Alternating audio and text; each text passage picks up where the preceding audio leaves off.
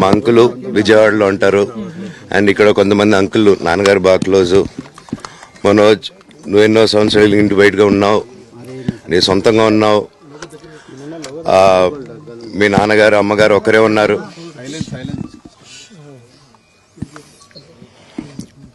మీ నాన్నగారు అమ్మగారు ఒకరే ఉన్నారు. మీ అన్నయ్య ఏమో దుబాయ్కి షిఫ్ట్ అయిపోయాడు ఫ్యామిలీతో. మీ వైఫ్ ప్రెగ్నెంట్గా ఉంది. తనకి తల్లిదండ్రులు లేరు. తనకి ఇప్పుడు మీ అమ్మ అవసరం ఉంది, పెద్దోళ్ళు అవసరం ఉంది.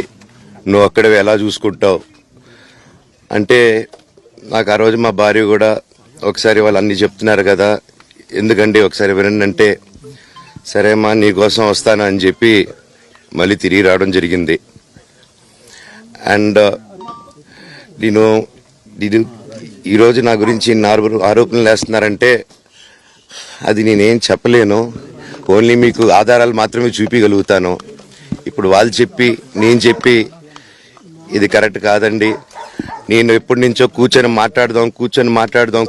మాట్లాడదాం అంటున్నాను. పిల్లలకి లోకల్లో అక్కడ లోకల్లో ఉండేది ఎవరో కాదండి, మా బంధువులే అండి అందరూ. ఆ చుట్టుపక్కల గ్రామాలందరూ మా నానమ్మోళ్ళ ఊరు, మా అమ్మమ్మోళ్ళ ఊరు, అందరూ మా వాళ్ళండి. వాళ్ళ పిల్లలు, మనవాళ్ళు, వాళ్ళ బంధువులు. సో వాళ్ళకి అన్యాయం, వాళ్ళు నాకు వాళ్ళ అర్జీలు పెట్టుకున్నారు, వాళ్ళ లెటర్లు పంపించారు, వాళ్ళన్నీ చేశారు. నేను వాళ్ళకి సపోర్ట్గా మద్దతుగా నిలబడి ఏమైంది నేను అడిగేసరికి వినయ్ అతనికి ఫోన్ చేశాను, మెసేజ్లు పెట్టాను.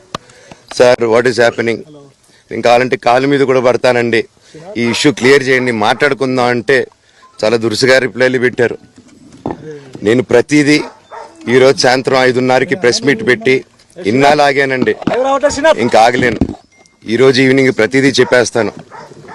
ఆ రోజు నేను పోలీసు సపోర్ట్ అడిగినప్పుడు స్టేషన్కి 100కి ఎందుకు ఫోన్ చేశాను, ఆ 100 దగ్గర నుంచి నేను పర్మిషన్ ఇస్తున్నాను, నాకు ప్రాబ్లం లేదు,